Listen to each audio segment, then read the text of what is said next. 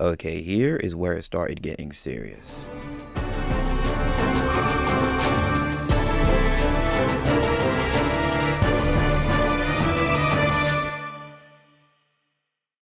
Prior to this film, everything I ever made was pretty much made in the comfort of my bedroom with little to no resources, but here was the first time where that actually wasn't the case. Earlier this year, I actually graduated from university having chosen animation as my main course of study. I made 3 films in total while on this course, but one of them was kind of an off-record type film, as in there was no mandate to make it, it wasn't part of any of my modules, it was a pure passion project. This ultimately started from an assignment I had in my second term of my first year where we had to storyboard a chase sequence. Just come up with an idea and storyboard it, and then make that into an animatic, yada yada. Later on, this also turned into a separate module where you had to animate this chase sequence, fully clean it up, color it and everything, the whole shebang. But I ended up liking this benign idea I came up with for this chase so much that I actually chose to develop it. The concept being that a guy doesn't tap his Oyster card and a TFL worker who takes his job way too seriously doesn't let him go. And for those like non-British people, I don't know what y'all call it in your regions, but here it's called an Oyster card. Whether you call it a travel pass or whatever, a ticket, here it's an Oyster card. And that's pretty much a travel pass. When my first year was over, I was free to develop this idea.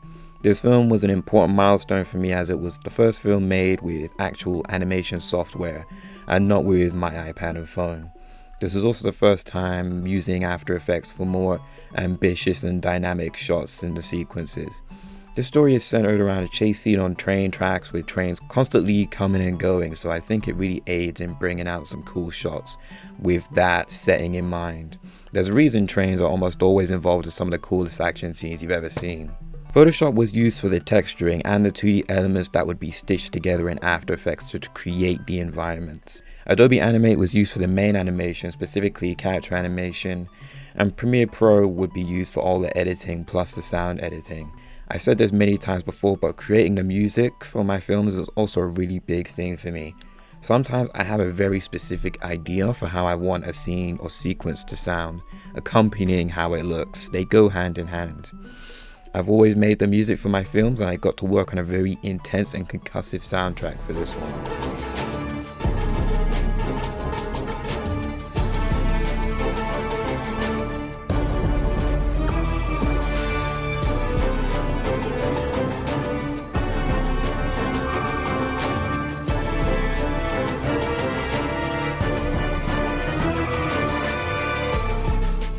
It's hard for me to pick which one of my soundtracks are my favorite because I feel like I really tend to lock in when it comes to this stuff, but this one's definitely up there. The movie opens on the Shadwell DLR station. This film really is made for the Brits, you know, they're the only people who are really going to get this. But this is the first you see of the After Effects in motion. The train passes by and you get this tracking shot. It passes through the board here and then we get to ground level.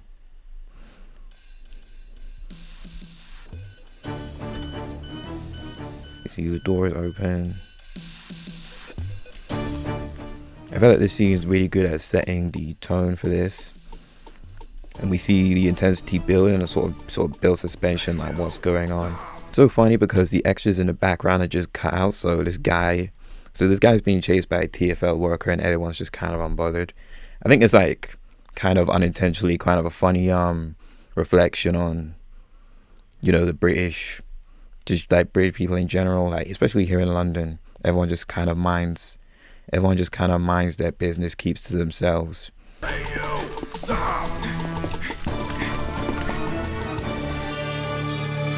Here he leaps off the platform, one of my favorite shots from the film. Okay, come on, Dimitri. What are you doing now? But the character here named Dimitri is voiced by David Padani. He's actually a guy I've collaborated with quite a bit actually. He voiced Azimuth in the very ambitious film I made a couple of years back called B10. And to this day we still have a pretty solid relationship, so I know that if I ever need like a voice actor to step in and fill in a role, he'll always be there. And it's also funny because David is very noticeably not British, so we worked that into the narrative. $20 fine. I mean, 20-pound fine.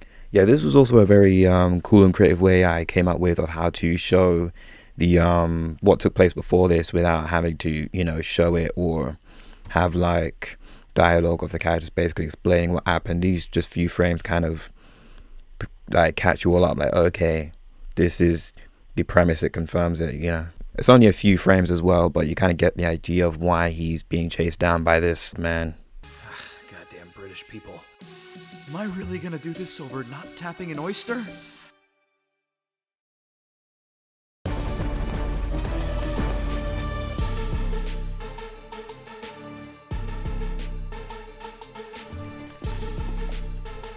And here's where the initial chase scene of when I animated it, this is where it started, where the guy sits down and prepares the train to mow down this random fucking guy for not tapping his Oyster card.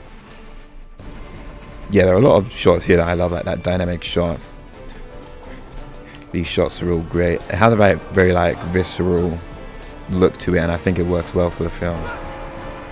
And especially you'll notice when ever they're like shocked or scared, their eyes get really wide. That was like an intentional stylistic choice. This is also a good sort of perspective from somebody who's on the train, like a nice little comedic break from the action. Yeah, and again, the trains also coming back and forth are a good, they're a very important part to how this chase scene is structured to constantly keep you on your toes because there's such large obstacles and moving at like insane speeds. And then this is the final part. This was a shot that made it from the first animatic actually.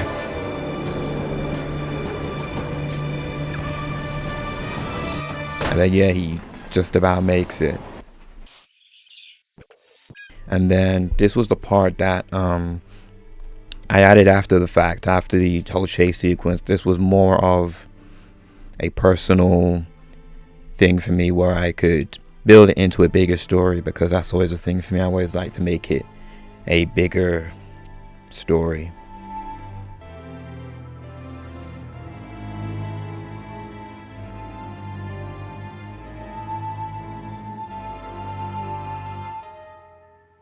Fun fact, I was supposed to animate this scene. I intended it for him to just walk away, but it ended up turning into a sort of limp type animation unintentionally, which added to the scene actually. Today I unleashed a part of myself I was convinced I had. And his TFL worker Phil, he has this speech at the end when all's said and done. From his perspective, it's the first time we hear him speak.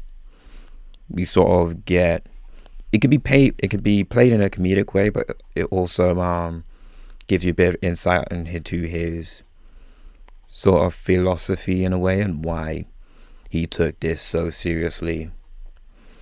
Now, you can't let one person rebel or they'll all start rebelling. That's why when one person rebels, you have to crack down on them with everything. And this was a chance to have a really cool sort of ending to this film that also sets, that leaves the door open for like potential follow-up, because I did initially want to follow this up with something that was very too short. And again, we bring this back, this like sort of illustrations overlapping the scenery, going under the line work type stuff. This was I'm very glad I made this creative choice. They have the power now. And here, I don't know if any of y'all picked up on it, but Dimitri does lose his hat at some point during the chase. It happens really quickly, so you may not notice it, but you'll notice he does have a hat in the first half, and then at some point the hat is gone. He drops it on the train tracks. Phil picks it up. I really like the music here and the whole build up. This sets up that, yeah, he's gonna find him, he's gonna make him pay. I feel like it's a very energetic, like, yeah, I want to see a continuation of this. And I did ideas for how I wanted to continue it, and maybe I will someday, because I do actually really enjoy this idea that Phil's just going to track this one guy down for sort of disobeying the status quo and cheating the system that it wasn't supposed to. And then the credits roll. I even had fun doing the credits. I had fun doing everything here. even the credits I had fun doing.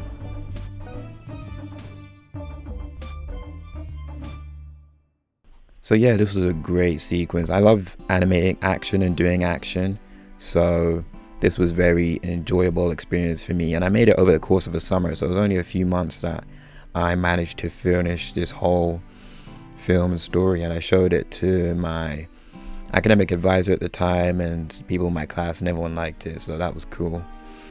The next film I made was very different from this one. It was a lot more personal, and it was kind of grounded in an emotional sense, but in the presentation it was way more out there, and yeah, that's all I can really describe it as. You'll have to wait and see when I do talk about that at some point.